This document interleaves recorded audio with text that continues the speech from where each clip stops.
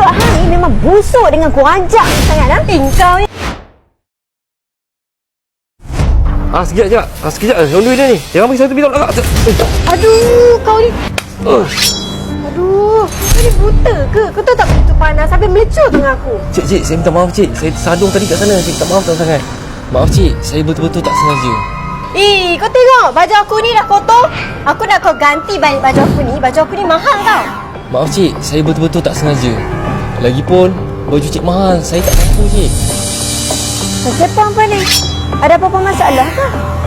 Budak Grab miskin ni, dia tumpahkan sup kena saya. Habis tangan saya melecur. Tak apalah, dek. Hang pun bukannya sengaja. Buat tolong bayar. Tak apa.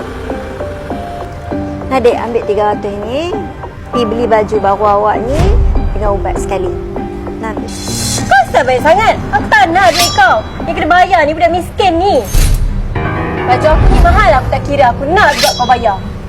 Asal ramai sangat kat sini? Weh Mira, makan aku dia tadi lambat sampai lagi. Aku nak makan dulu ni sebelum kita pergi office yang kita nak sign kontrak tu. Awak ni Cik Mira kan? Macam mana kau boleh tahu nama aku? Cik Mira ya? Sebab yang makanan jatuh ni, Cik Mira yang punya. Kau ni ke Grab miskin tu? Kau ni memang nak kena nama aku. Biar aku report kau, bagi aku hutang. Miskin kau cakap Mira.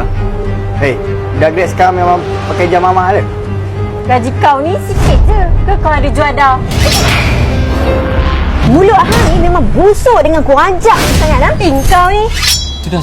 Jangan gaduh. Kau tak payah tunjuk erok kat sini. Masalah kau tak cerita lagi tau. Entah, pakai jam mahal. Baju aku pun tak mahu bayar. Miskin. Dek. Mulut tu jangan elok sikit lah. Dia sendiri pun pakai beg kopi ori. Tak sedap diri. Jangan Mira, kita ada projek besar nak sign ni.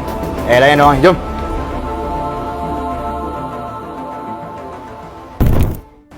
Besar juga ada office dia.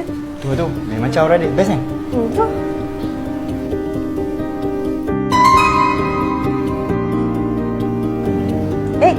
Kau lagi. Kecil dunia ni. Kau buat apa kat sini? Dah sasar lah cleaner Mira. Pegang penyapu macam tu. Nak pakai blazer pakai. Tapi main cleaner sekarang. Cantik pula. Sebab tu lah. Gunakan UC ni 1 sachet sehari untuk masalah dalaman wanita. Awet muda, mulut yang busuk pun boleh hilang. Sebab apa? Boleh rawat keputihan. Di bahagian keintiman, coklat, hijau semua boleh hilang. Period tak terata, asid dah tak mengancam, kulit kusam, selalu sangat terkucil. Hang tu mesti suka terkucil, kan? Minum ni lah. 18 tahun ke atas dah boleh ambil. Sesuai sangatlah dengan hang tu. Nasib baiklah urusan aku dengan hampa sampai kat sini saja. Cleaner ni dengan dia siapa?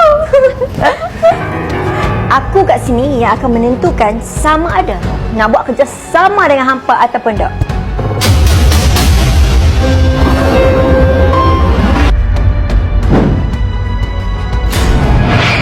Roslyn?